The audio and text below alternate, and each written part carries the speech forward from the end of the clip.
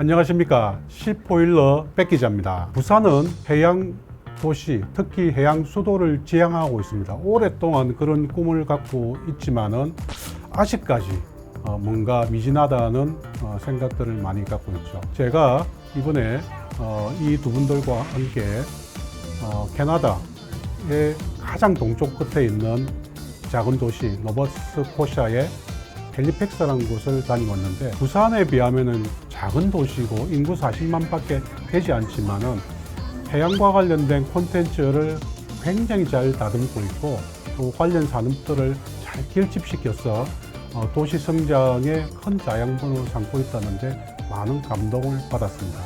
이에 대한 이야기들을 지금부터 풀어가겠습니다.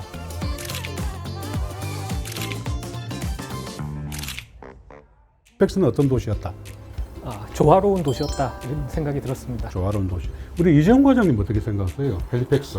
헬리팩스 같은 경우는 뭔가 젊음과 미래가 계속 이어지는 도시였겠습니다. 무겁게 이야기하시니까. 무겁기보다는 그런 느낌을 받았습니다. 우리 그 이재용 과장님은 가장 인상적인 게 뭐였습니까? 가장 인상 깊었던 건 워터프론트는 빼놓을 수는 없을 것 같은데, 약간 어떻게 보면 부산이 가장 약간 롤모델을 보고 또 저희가 한 번 더 벤치마킹 해야 될 사례가 아닌가 싶거든요. 그 워터프론트를 보면 그 해안가라는 굉장히 좋은 뷰가 있는데, 거기에서 약간 상가 건물을 많이 배치한 것보단 적당히 사람이 걸을 수 있는 그런 빈 공간과 여백을 만듦으로써 공유할 수 있는 그런 공간이라는 느낌이 주더라고요. 아무래도 그 워터프론트만큼은 아마 좀 시간이 지나도 계속해서 떠오르지 않을까 싶습니다. 되게 큰 도시는 아니었기 때문에 도보로 웬만한 곳은 갈 수 있었고, 그죠? 바다 건너편에 있는 도시도 페리로 쉽게 이동할 수도 있었던 것 같은데, 거기에 대한 혹시 뭐 소감이 있다면은? 그 말씀하신 대로 헬리팩스 다운타운에서 그 건너편에 있는 다트머스라는 지역까지 이 페리로 시간 한 10분 정도 걸렸던 것 같고요. 요금은 이제 일반 대중교통 그 버스 타는 요금하고 동일하더라고요. 한 2,000원 내지 3,000원 정도 할 것 같습니다. 기존에 이제 대중교통 버스하고도 환승이 가능해서 출퇴근용으로도 활용을 할 수가 있고, 또 그 배 위에 올라가면은 또 이제 경치가 굉장히 좋기 때문에 관광객들도 탈 수 있는 그런 이제 페리였거든요. 그래서 이런 것들은 이제 우리 부산에서도 가능하다면은 기존의 대중교통과 좀 어우러지는 그런 수상교통 수단을 도입할 때 참고할 좋은 사례가 될 것 같습니다. 네. 혹시 그 부산에서도 그런 교통을 위한 그 해상교통 쪽에 좀 관심을 갖고 정책을 만드는 게 있습니까? 네, 버스와 해상 택시를 도입하려고 지금 준비를 하고 있습니다. 국내에서도 섬으로 가는 페리나 카페리 이런 걸 많이 타봤는데, 이 헬리팩스에 있는 페리처럼 의자를 이렇게 좀 조망하기 쉽게 만들어 놓은 데를 잘 못 봤고요. 대부분 우리나라 페리들은 근데 갑판만 있죠. 다 서서 있게 가거나. 그리고 특히 배 이름이 보니까 굉장히 특이했죠. 네, 맞습니다. 그죠? 네. 네. 뭐 어떤 거였죠, 그때?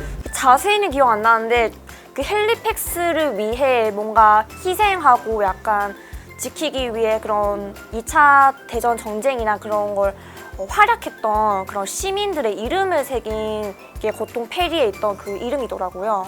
사람 이름을 우리는 잘 안 붙이잖아요. 근데 부산에 또 훌륭한 시민들이 많다는 것도 보여주고, 또 앞으로 살아가는 어떤 그 후세들도 그런 걸 보고 배울 수 있게끔 이렇게 해주면 좋겠다는 생각이 드는데, 어떠세요, 우리 공 과장님?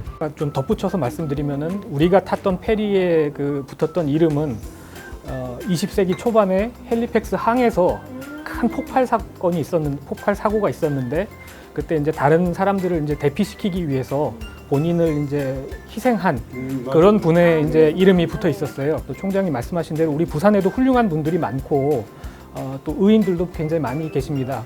그래서 그런 분들을 존중하고 기리는 측면에서 이러한 선박이라든지 또 공공장소 그런 곳에 이름을 이렇게 붙여드리는 것이 굉장히 뜻깊은 그런 일이라고 생각이 됩니다. 오늘 진짜 다루어야 될 이야기들은 해양 클러스터, 부산 동삼동에 있는 해양 클러스터처럼 헬리팩스에서도 같이 운용을 하고 있는데, 우리보다 먼저 운용을 했고 또 실제로 잘 운영하고 있다는 생각이 들었잖아요, 그죠?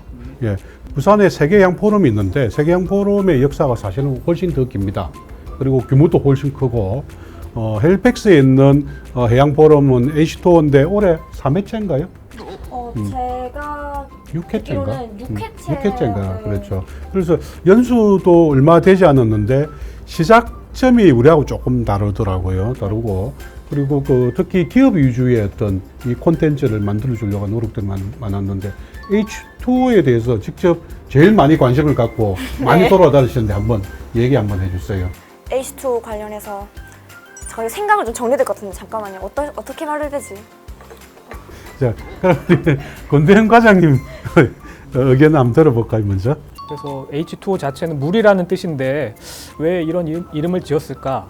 그래서 처음에는 뭐 홈 투 오션 아닌가 이렇게 생각을 했는데 확인을 해보니까 이렇게 국내에서 이제 세계로 그런 뜻이더라고요. 헬리팩스에 있는 해양 기술 관련 이제 기업들이 또 그 산업이 이제 세계 시장을 이렇게 무대로 활약할 수 있게 하는 그러한 플랫폼으로서 이제 만들어진 그런 행사구나 이렇게 좀 생각이 들었고요.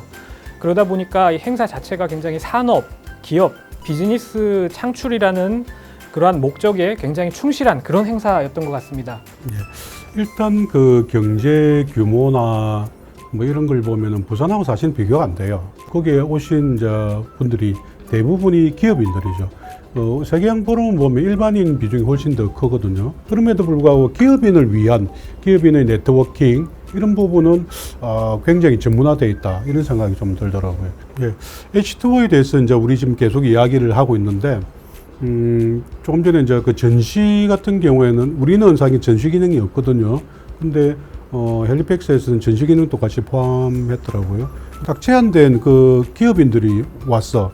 거기서 사실은 전시 자체를 보기보다는 상담을 하는 이런 기능들이 더 많았던 것 같은데 어떻게 보셨어요? 이렇게 많은 이제 국가에서 참석을 했는데 이분들이 단순히 뭐 참가만 하는 게 아니라 실제 사업 이야기를 하러 오신 것 같더라고요.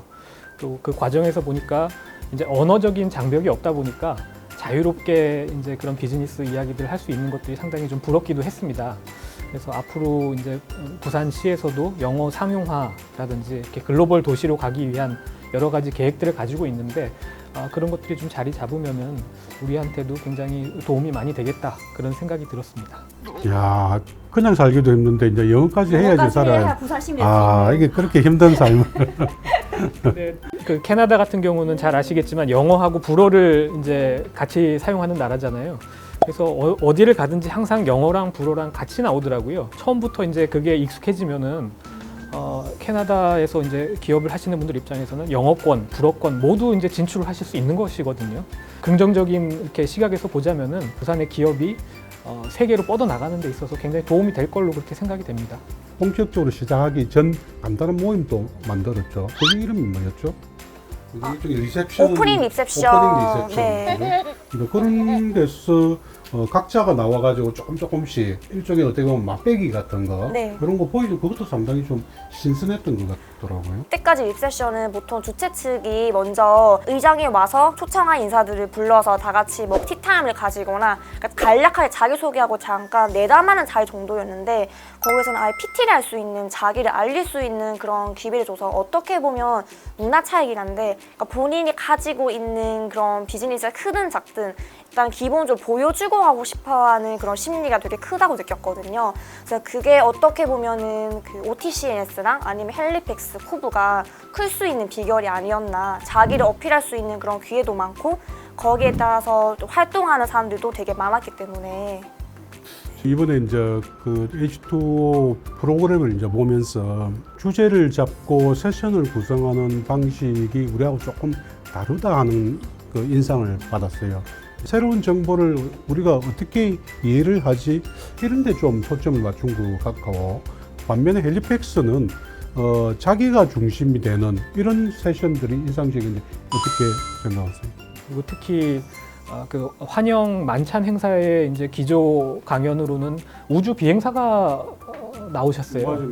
그래서 왜 해양 기술과 관련된 컨퍼런스에 우주 비행사가 나왔을까 그런 의아함을 좀 가졌는데 이제 이야기를 듣다 보니까 해양과 우주는 굉장히 비슷한 점이 많다. 그리고 본인도 우주에 가기 전에 훈련을 이제 심해에 내려가서 그런 극한 환경에서 어떻게 살아가야 하는지 생존해야 되는지 그런 것들 훈련을 받았다 얘기를 하면서 앞으로 이제 우주 관련된 기술들, 특히 인공위성 이런 것들이 해양 산업에 적용됐을 때 게임 체인저 역할을 할 수 있다. 그러한 이제 어떤 가능성을 이렇게 언급을 하면서 끝을 맺었는데 그런 것들이 어떻게 보면은 총장님 말씀하신 대로 이 블루 이코노미에 대해서 우리가 어떻게 활용할 것인가 기회로 거기에 더 나아가서 그럼 우주 산업과 우리 해양 산업은 어떤 이제 융합을 할 수 있을까 그런 것들 고민하는 것이 느껴지더라고요. 특히 이제 부산은 기존의 그 장치 산업 위주의 도시였다면은 이제는 좀 더 가볍고 또 좀 새로운 이런 걸로 좀 전환을 하고 싶어 하잖아요. 특히 해양 부분에서 스타트업은 정말 잘 안 되고 있다는 생각이 들죠. 스타트업의 육성이나 또는 그 관리, 다른 지역에 있는 좋은 기업들을 유치하는 데도 상당히 좀 도움이 될 것 같은데 어떻게 보셨어요? 창업 보육 시설이라고 할 수 있겠는데요. 코브에 대해서 좀 이렇게 알아보니까 연안 경비대 코스트가드에서 사용하던 시설을 노바스코샤 정부에서 이제 사들여서 리모델링을 해서 그런 이제 창업 보육 시설로 스타트업들이 입주할 수 있는 그런 공간으로 조성을 했다고 알고 있습니다. 그런데 그 운영은 철저하게 또 민간 중심으로 이렇게 운영을 하고 있고요. 저희가 방문했을 때 시설을 둘러보니까 인상적인 게 벽이 없더라고요. 그냥 이게 굉장히 탁 트인 공간에 이제 작은 어떤 스타트업들이 이렇게 책상 몇 개 갖다 놓고 사실 자기들이 이제 일을 하고 있었잖아요. 그러한 이제 실용주의가 다른 분야에 있는 업체들끼리도 이렇게 협업을 할 수 있는 그런 이제 구조적인 특성이 있었던 것 같고 그래서 우리 부산시에서도 지금 이제 영도에 있는 동삼동 그 혁신지구라고 하는데요. 스타트업들이 같이 이제 어우러져서 이러한 연구기관들의 성과가 실제 사업화, 비즈니스화, 제품과 서비스로 연결될 수 있는 그러한 공간이 필요합니다. 그래서 해양과학기술 산학연 협력센터, 일명 스템 빌리지라고 하는데요. 이러한 그 시설을 지금 건립하려고 준비를 하고 있고 아마 2024년이 되면은 완공이 될 것 같아요. 그래서 그 시설을 운영하는 과정에서 코브가 어떻게 운영되고 있는지 그런 방식들 굉장히 도움이 많이 될 것 같습니다. 올해는 보니까 영국의 이노베이터 UK까지 초청할 정도로 그죠? 네. 굉장히 이제 국제화까지 성공한 그런 걸로 보이던데 네, 이노베이트 UK가 그 코브랑 같이 협력 체결을 맺었다고 하더라고요. 그래서 이게 단순히 대표자 초청해서 끝나는 게 아니라 점점 업무 협약 체결을 통해서 조금 더 공고히 다져나고자 하는 후속적인 그런 지원과 조치도 굉장히 인상 깊지 않았나 싶습니다. 이노베이터 UK에 대해서는 우리 공과장님께서도 하실 이야기가 좀 있으시죠? 이 슈퍼 클러스터라는 개념이 보니까 헬리팩스나 노바스코샤에만 한정되는 것이 아니고 또 다른 지역에 있는 어떤 해양 기술 관련된 그 기업들도 참여할 수 있는 열린 그러한 클러스터 개념이었어요. 그러다 보니까 외국에 있는 곳들도 이제 협력을 할 수 있는 그러한 이제 개방형 클러스터인 것이죠. 부산 같은 경우도 지금 동삼동 혁신지구가 이제 만들어졌지만 그게 동삼동이라는 그 공간에 너무 얽매일 필요는 없습니다. 이것이 부산 북항 또 센텀 또 넓게는 뭐 울산 경남까지도 확장이 될 수 있는 개념이거든요. 그러니까 앞으로 우리가 지향해야 될 바를 어느 정도 좀 보여주지 않았나 그런 생각이 좀 들었습니다. 네. 그러니까 헬리팩스는 40만, 노바스코시아가 한 100만 정도 인구고 캐나다 전체로 하면은 한 4천만이 좀 안 되는 이 정도의 비중인데 그 해양과 관련돼가 다른 지역도 있지만은 헬리팩스가 그 일종의 구심점 기능을 잘 하고 있다는 이런 생각이 들었던 거죠. 과연 부산은 많은 인프라들이 구축이 됐음에도 불구하고 구심점 기능을 하고 있을까? 이런 좀 의문은 조금 들었습니다. 부산시가 좀 더 그런 부분을 살리는데 노력하면 좋겠다는 생각도 좀 들었고요. 오늘 좌담에 참석하신 두 분께 감사드립니다. 고맙습니다. 감사합니다. The action, or we just want to tell the history? 8? Well, sort of.